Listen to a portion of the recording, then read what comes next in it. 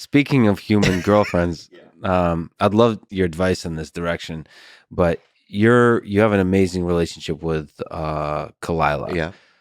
So you two are very different. So you host the TigerBelly podcast together, but there's real love there. There's a real connection. What do you love most about Khalyla? Let's talk about love, Bobby Lee. Yeah, yeah. I mean, that's a really pretty deep. I've never really gone down this path. We're gonna walk down that path together, holding hands. It's one of those things where the first time I met her, it was almost as if I had known her all my life. It was really weird. You know what I mean? There was a trust there, you know what I mean? That was just fundamentally there, that I could trust her and that I could, you know, when I look in the mirror and I see all my character defects and stuff, though a lot of those things aren't necessarily things I want to share with people because I don't want to be judged or ridiculed. But with her, I felt comfortable showing those things, and I think she feels the same way about her. And then secondly, she's funny. I mean, she made me laugh, and she's hot. Hmm. It's all, you know what I mean, the perfect, it was like a perfect combination of things, you know what I mean? One night we were in bed and I forgot what the joke was, but she really made me laugh one night.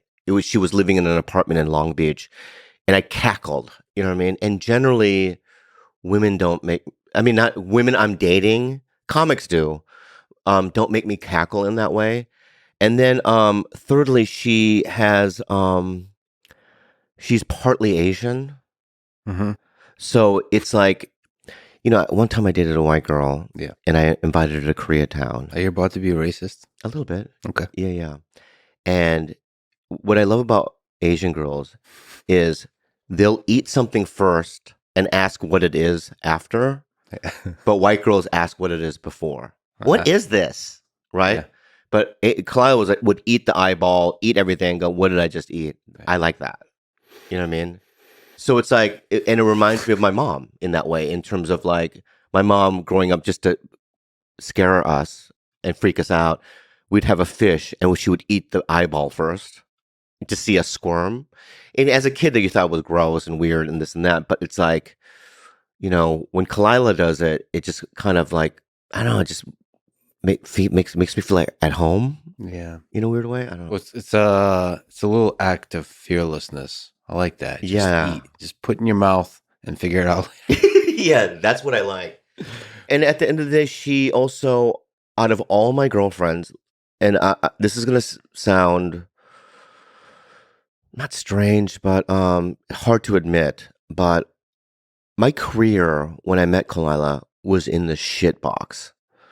I could not get anything going, and this is at the time where Ken Jeong, who's a very good friend of mine, very talented, was getting everything. Yeah. And I just remember going, I can't even get an audition. Like, I can't.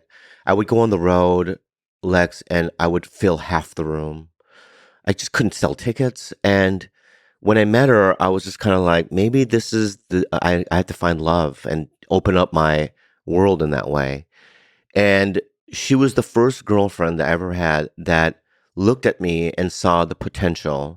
And she said, no, doesn't feel right. You're so funny and you're so relevant to me. And this is what we're going to do. And so she started Tiger Belly, and then obviously I had the skill set to do it.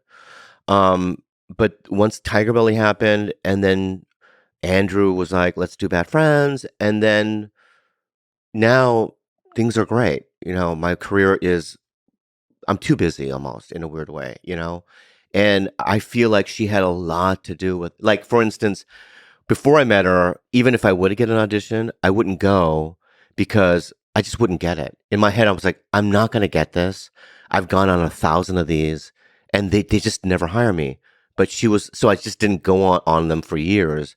And then she was the first girlfriend that said, no, I don't care if you don't get it, right? I just don't want you to be a pussy. And I want you to walk through fear. And so she would drag me to these fucking things. And I, for some reason, would book them. You know what I mean? So, in So that she way, saw the potential of what you could be, but yeah, she loved you for who you are already. yes, but also loved you for the potential that you could become. Yeah.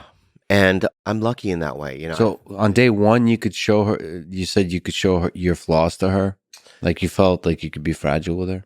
Well, I accidentally farted Yeah. Or day one. on day one, Yeah. you know, because I'm a fart machine Yeah. and I have loose cheeks. Yeah. I like how you for the listeners. He just winked at me, Yeah. I have loose cheeks and but not in a gay way. not in a gay way, no. And we were on a couch and we're talking and I kind of adjusted my body. I ripped one by accident and she laughed, you know what I mean? It wasn't embarrassing, you know, and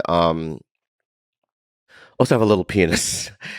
I have a little penis. And It's all relative. yes, it's little.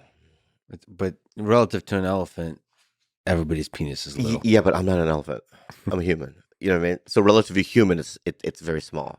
Okay. And so when she saw it, you know what I mean? I thought she was going to balk at it. Yeah. Right. And she looked at it as if it was like an orphan. Like, you know, like I want to, you know, Yeah. it's a lost child and I want to, you know, take care of it. Yeah.